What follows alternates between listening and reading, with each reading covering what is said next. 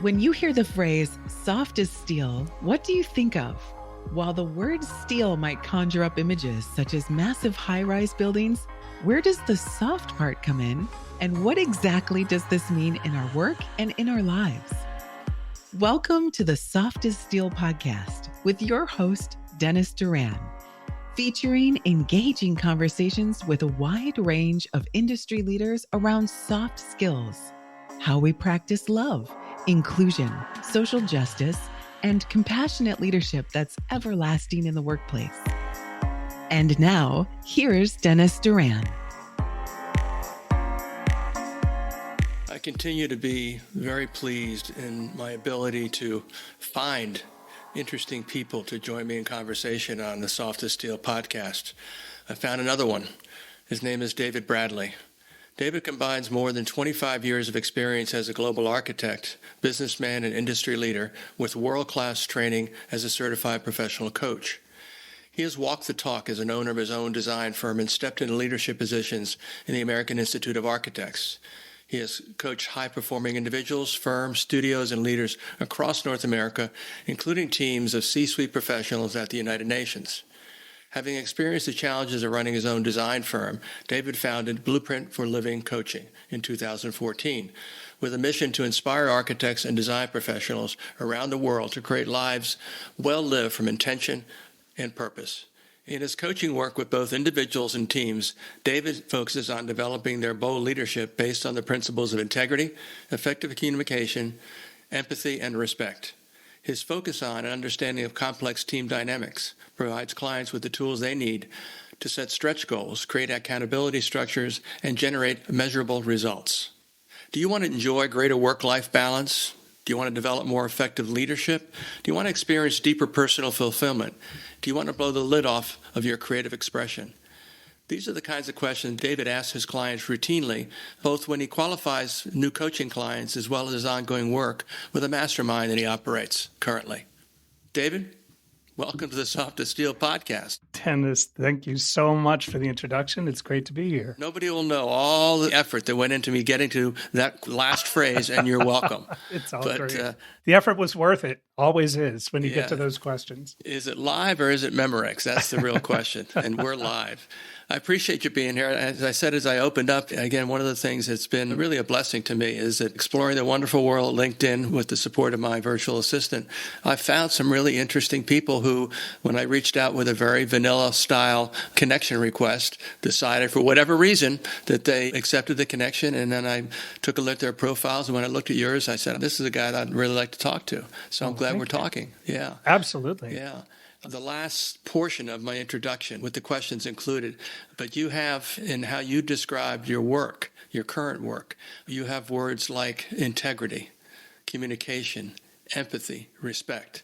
And as you understand and probably well know, and now having a little bit of contact with me and maybe glancing at my book or my other work online, these are the words that are in the primary vocabulary of what I call soft skills, the qualities of people. And they're so important, and I'm sure that they're right at the center of where the focus of your work, particularly with your coaching clients, is on a regular basis. This is where it's all at. I say often to audiences, a wide range of different kinds of audiences within the construction industry, I express the idea to them that soft skills are the difference maker. Right. So you've got an incredible career journey. And as you shared with me earlier, you're moving on to a new chapter in the near future. This is an evergreen episode, so we won't tell them specifically when you're leaving and when you're starting and where you're going. But suffice it to say, an exciting new chapter based on your description of it. But you started out as an architect, just a plain old architect. Yeah, I actually still am. I am not practicing in terms of designing buildings, but I am still a licensed architect in both Illinois and Arizona. Wow. I've been very, very active in the industry. The reason I'm not practicing as an architect is because I started my coaching practice and focused on coaching architects. They were my people. It seemed to make an awful lot of sense. You know, I'd spent many, many years in the industry and saw a tremendous need for coaching in architecture, in the field, largely because of the things that you were just talking about, integrity and empathy and communication, those soft skills, that's one of the reasons when you reached out on LinkedIn, I said, yeah, I want to talk to this guy because he gets it. Mm-hmm. I guess if I can riff off of those couple words just to provide some clarification too, I use integrity in my coaching with my clients as a tool. So a lot of people use integrity as a judgment. There's a moral judgment behind integrity, right? If you're not in integrity, it's a bad thing. And being in integrity obviously is a good thing. That's one way of looking at it. I use it as a coaching tool with my clients as a way to bring back their personal power. Basically, the idea is this: when you are out of integrity, there's an equation, and it's intentions, speaking, and actions aligned. That's integrity. And if any one of those three things, your intention, your speaking, or your actions, is out of alignment, then you're out of integrity. With that one little equation, what happens is when you determine that you're out of integrity, it's a power leak. So the one thing to do, there's no moral judgment behind it, but it's a tool to say, hey, I'm actually leaking my personal power here because I'm not in integrity. Either I'm not doing what I said, I'm not speaking it clearly, or my intentions have shifted. So with my clients, we take a look, and I actually have them make a list of where they're in and out of integrity. You're never totally, none of us is completely in integrity all the time, right? Yeah. But it's a tool to take a look at, hey, where can I plug up some of these holes and take back some of that personal power? And the power the loss of power comes in the form of self-judgment, right? And blame and shame, and I didn't do this thing. And we carry that energy with us, but it's actually a leak. And what's amazing, and I've used this myself, is whenever you see a place where you're out of integrity, simply plugging it up, you can actually feel that come back to you. So it's really kind of amazing. Yeah. And so that's one of the things, like when we talk about integrity, I'm really working with people about being in integrity with themselves and being in integrity with other people. That leads to better communication. And I would say 90% of the time, the problems that my clients run into, and people in general that I run into, comes from not listening and not speaking clearly. And a lot of the times the not listening is because there's a lack of empathy. There's an inability for people to get over there and understand what's motivating the person that they're interacting with. Yeah. We have a tendency to create this entire world. It's of our own creation. We interpret what's going on with other people without actually really trying to understand them, and then we become reactive. Oh my. So what I work with my clients often is, hey, listen, you're coming to me with this issue with a coworker, with a boss, with a partner, a romantic partner, with a family member. Let's actually take a look at what you can take responsibility for on your side of the equation, right? They have to be responsible for themselves, but you've got a responsibility to understand the dynamic and step into it responsibly, with clarity. And I mean, so many times for many of my clients, it's just been a shift of perspective where all of a sudden the light bulb goes off and they're like, oh, I never thought about the fact that such and such was happening to them. And that colored the way that we were interacting with each other, if that makes sense. So all of these things, that, and at the end of the day, it comes down to respect for yourself and for other people. So these soft skills that you focus on, I love that you bring them, because so many times I have people come to me who want to fix things by doing. They want to get in there and they just tell me what to do to fix X, Y, or Z. The type of coaching that I end up doing focuses less on the doing. I mean, we touch on that, but it's much more focusing on the being of the person. It's the basis of my training is ontological in its nature. It's ontology being the study of being. So we start looking at, I asked somebody, I have a client recently who he needs to have a sit down with his employer because there's a lot of stuff going on that's really been frustrating him. And last week he came to me and he said, I know I need to have a conversation with this guy. And I also know that I want to come at it a certain way, but I know that in my gut, I want to blow up at him. Mm-hmm. I want to be really frustrated and angry with him.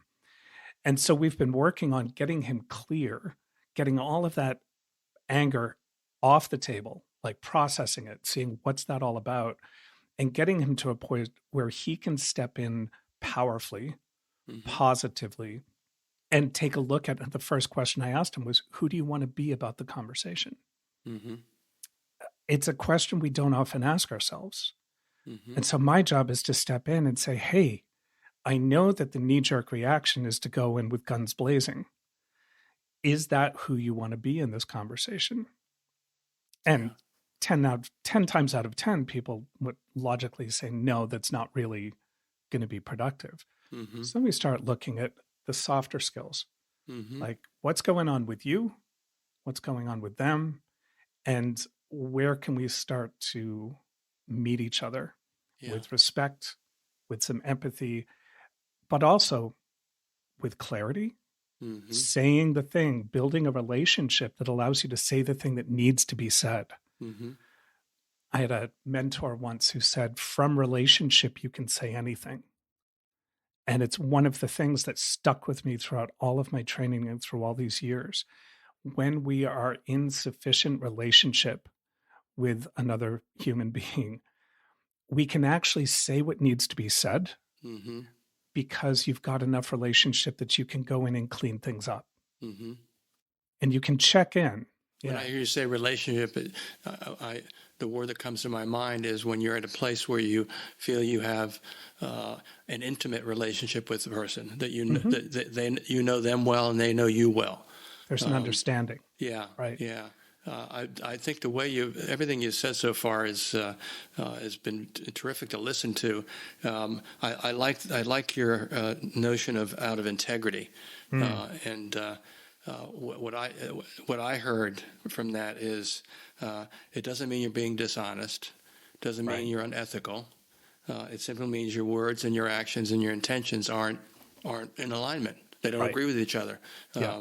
And that, so I think that's I will be using this going forward now. I will use this. I will give you credit for it. But I like the feeling of it. It just makes sense. I can give you a quick personal example of how I used this. There was a period 10 years ago where I had borrowed a sum of money from a friend, and I said, I'm going to pay you back. And then no matter what I did, I couldn't manage to get the full sum of money gathered together at a time to actually hand it back over to him. Mm-hmm. Well, what happened is I started to ghost him. I started because I was ashamed, right? It's like, I borrowed this money. I really needed it. He was super generous and I can't pay him back in full right now.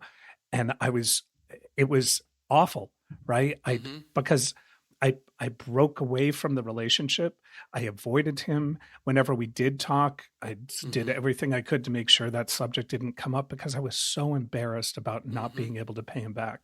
Yeah. And I was working with my coach and he says, is there a way for you to owe him the money and still be in integrity? And that's where the light bulb went off. And I thought, okay, my intention is to pay him back. I said I would pay him back. I'm not paying him back. The one thing that's out of alignment here is my action. How could I pay him back and still be in integrity? And it dawned on me, and it was a super easy solution, right? I went to him and so first of all, I cleaned it up. I said, you know what? I feel awful. Here's what's been going on with me. Here's the reason that I've been sort of, stepping away. I want to make it right.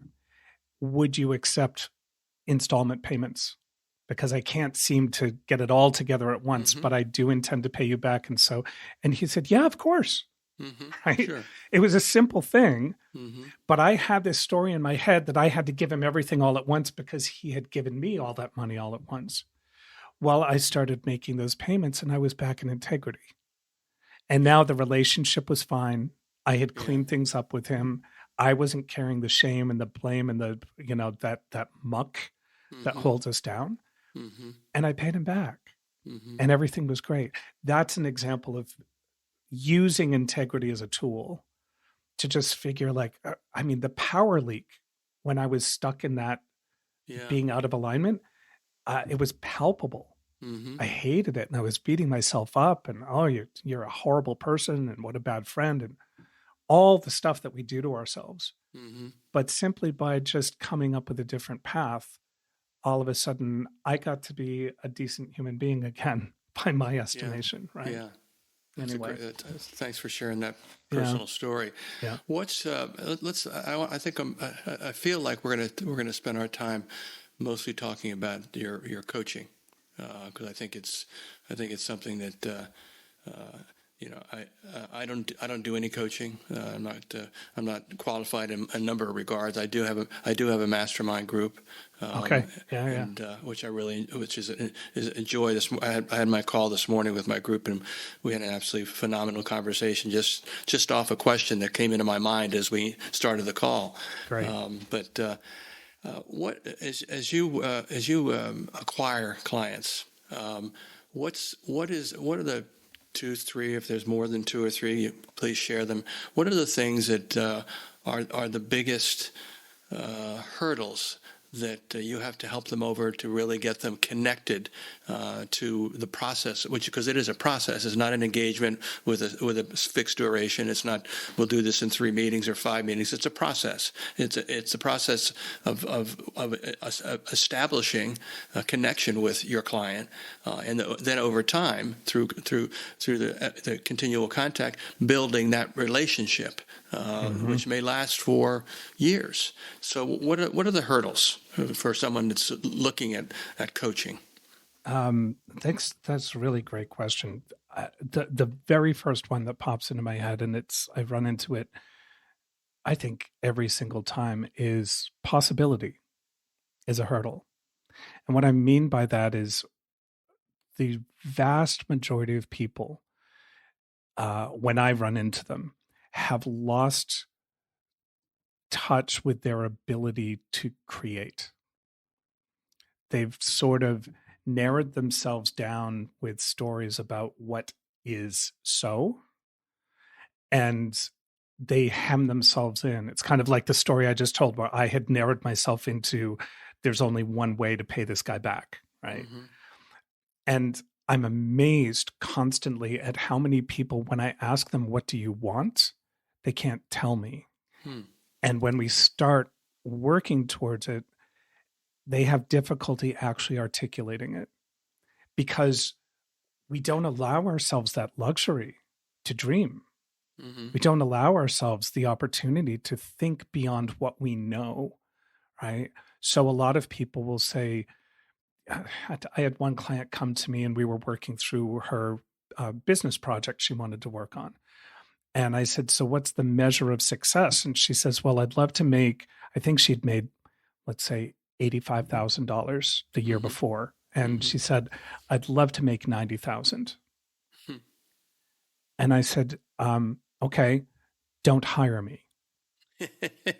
And she looked kind of shocked. And I said, well, it's kind of predictable based on what you've told me that if you work hard, it's pretty predictable. You'll make 90,000 this year if you do the same things, maybe, tweak a couple things. Mm-hmm. And she said, yeah. And I said, that's not a game worth playing. Mm-hmm. I mean, it's fine if that's what you want to do, but you don't need me to do that. Mm-hmm. So when we go from predictable to what's possible, that's the sweet spot. But a lot of people have trouble doing that. And I said, what would be possible for you to do? Like, you don't necessarily know how, but you feel, you can intuit that, yeah, I could do that. And she said, wow, I could make like $150,000. Mm-hmm. Okay. I said, now we're talking, right? Mm-hmm. She wants to increase her income by over 50%. Mm-hmm. That's a game worth playing. Mm-hmm. But it's not one that she went to automatically, right? Because we constrain ourselves constantly. We start to think small and we start to constrict. And so possibility is a big one. Having people dream and think beyond what they know is super challenging for most people. There's a rare occasion that I get somebody who just blossoms. They just haven't allowed themselves to do it. But the minute they're given permission to dream, all of a sudden, like the dam bursts and stuff just comes out like crazy. So possibility is actually one of them. And it's a lot of what I do with folks is, hey, let's play a game that's worth playing. And let's push your boundaries a little bit. The other one, and it's right along, it's kind of related to it too, is how often we have trained ourselves to say no. We say no to everything. I can't. I'm unable to. And usually it's because we don't know how. We don't necessarily have the path laid out for us to get where we want to go. So part of what I end up working with people on is, look, tell me what you want. Tell me what your dream is. And forget about the how for now. Like, just tell me what your heart wants. What draws you forward? What's going to have you get up in the morning? And the person will say something like, well, I would love to write a book. It's like, awesome. And they say, but I don't know how. Screw the how. Forget the how. Let's dream about that book and let's picture what it's going to actually feel like to complete that book. Let's put you in that space where you can embody it. You can start to envision it and see it. We'll get to the how. But most people come they want the how first without really thinking about the what for. And the what for is, that's the juicy part. Yeah. If you don't have a what for, what's the how going to do for you? Right? Yeah. I think that maybe the last thing, just as you asked, the other biggest challenge, and I mentioned it before, is communication. Clear speaking, active listening, being able to speak your truth and say what's real in a way that has both power and compassion behind it. Most people feel that saying the bold thing is being mean. Like we've got it collapsed with being mean to other people, or I don't know. There's so much communication that happens, especially in the workplace, that is the result of people not actually communicating with each other honestly, authentically, and from relationship. Yeah. So those are my things, I think. Do you do any, this relates to process and how you do it, when you're initiating a coaching relationship, do you use any kind of assessments or tools to put into let's call it a fact base of information about their personality, their tendencies, those types of things? I haven't. I've used tools before, like the Myers-Briggs, or doing a 360, and those can be really useful. For the most part, I haven't implemented that into my individual sessions with people. It's actually it's a place where I want to grow. I want to start exploring and looking into using assessments. The thing you have to be careful with assessments, I think, and it's just something to be aware of for most people, is a lot of people, they get an assessment and they accept it as truth. And an assessment is simply a tool for understanding aspects of how you show up in the world, but it's not. Does this make sense? Like, people actually put so much emphasis on it, and they start to identify as the assessment. So yeah, I can see they walk around. Happen. Yeah. They could walk around and like, I'm an ENFJ. Right. So that is one in the Myers-Briggs type indicator. I'm an ENFJ. That's the classification, right? That's one of 16 different types. And it's instructive if I can use it to understand certain interactions with other people and how I show up. It can also be um, a bit of an, how do I want to say, almost a shackle Mm-hmm. if I start to see that as the only way I show up. Mm-hmm. Right. So you have to be really instructive with people Yeah. and say, hey, look, this is one tool. We could do any number of tools. That most of coaching is a tool, right? Mm-hmm. So you just have to take everything for what it's worth and Mm-hmm. understand that each one of us is just this supremely unique human being who's multifaceted way beyond any one assessment. Yeah, yeah. Yeah. I've got a pretty substantial amount of experience with the other assessment, which is often referred to the large. Myers-Briggs is probably the number one or two leader in terms of sales of their assessments globally. Yeah. Another is the Wiley Everywhere DISC assessment, DISC, and that's the one that I have a lot of experience with. I think the things you said make sense, and I generally would agree with them. I think one of the pitfalls of assessments is if you simply label yourself based on what the language of the assessment. If you say that in the case of the disc, you say I'm a high I. Well, right. Okay, so what does that mean? Right. And it has to, and again, it does have to do with how it is the intention should be that as a tool. Right. It provides you a framework and some vocabulary to attach words to how what your tendencies are from the standpoint of interacting with yourself and with other people. And that's where it becomes is a useful tool. But the mistake people make is, again, they look at the results and they say, it's telling me that, and that doesn't make any sense to me, and they just either flip it in the trash can or spend more time trying to explain why the words actually are descriptive and can be useful if processed in the correct way.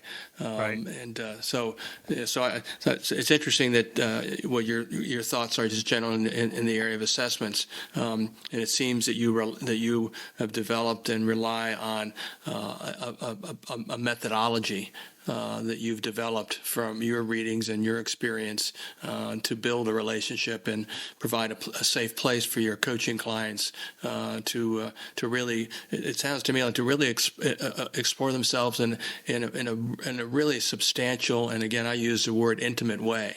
And not specific to them. To one client is an architect who's 42 years old, and the other one is an engineer, and the other one is something else. But who they are, and I think you use the words humans. And I think we're in a place right now in society where we're struggling with the idea of accepting that one thing there are two things that people have in common with each other with my absolute certainty. One is that people are human. And I don't think as I say that. I think that's something that you and I have in common with each other, and everybody else that we encounter in our lives. The other common thing we have in common is that we're different from each other.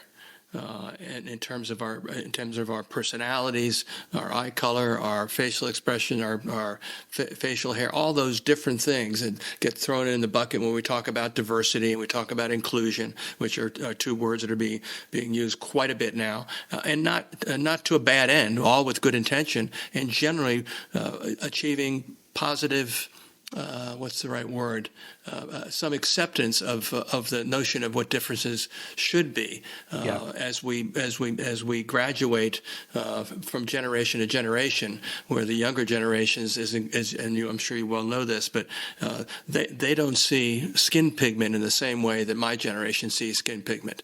I look at the screen here; it's easy because I've got a kind of a reddish complexion, but we're two white men. Right. But I could also be talking to a black female, and so we're different from each other. Those differences are, again, and I'm very adamant about this, is something that we have in common with each other. And so commonality is something that we ought to cherish and try to build on. Your thoughts? It's that element of respect that you were talking about, right? Just because we're different from each other doesn't mean that we can't understand each other. Correct. Or find commonalities.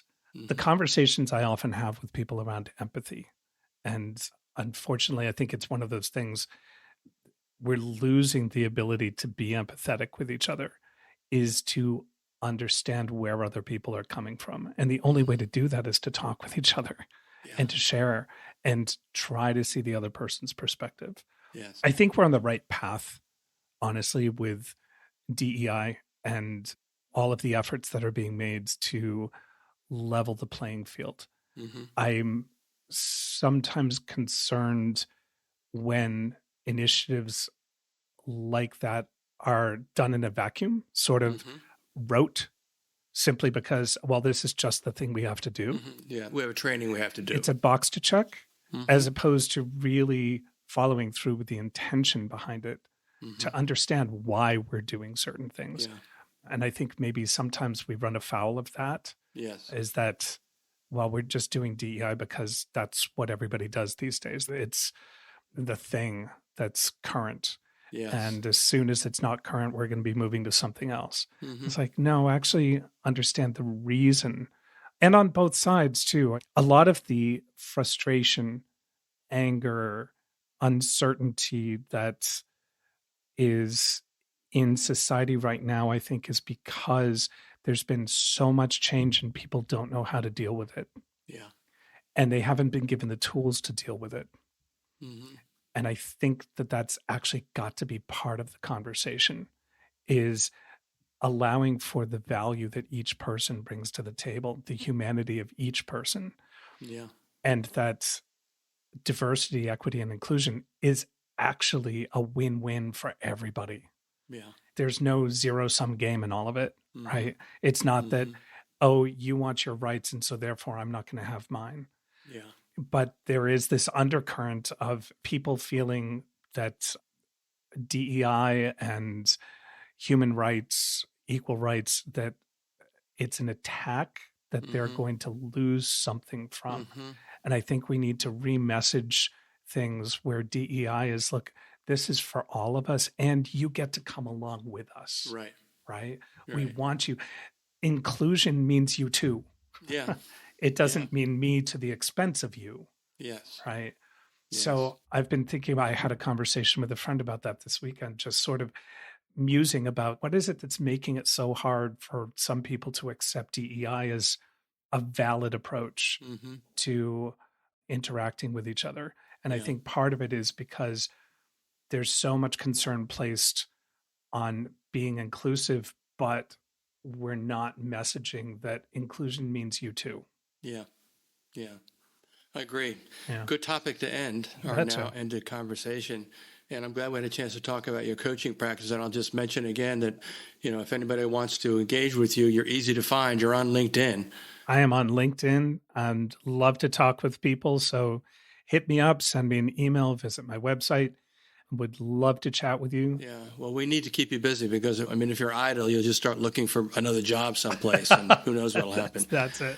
Thank you so much for spending time with me. Dennis, thank you very much for the invitation. It was a pleasure. Take care. Thanks. Thanks for joining us today for this episode of the Soft as Steel podcast with your host, Dennis Doran. Dennis is the author of Soft as Steel and a leading speaker and trainer for organizations across many industries and verticals. To learn more about the work Dennis is doing to activate soft skills in the workplace, contact him at dennisduranspeaking.com. Be sure to check out his book, Soft as Steel, on Amazon or wherever books are sold. You can subscribe to this podcast on iTunes or wherever you'd like to get your podcasts. And please remember to share this episode with your friends, colleagues, and anyone you feel would benefit from the conversation.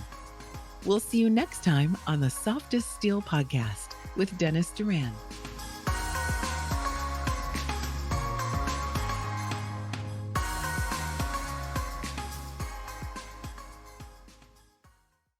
Produced by Audavita Studios. Connect your voice to the world.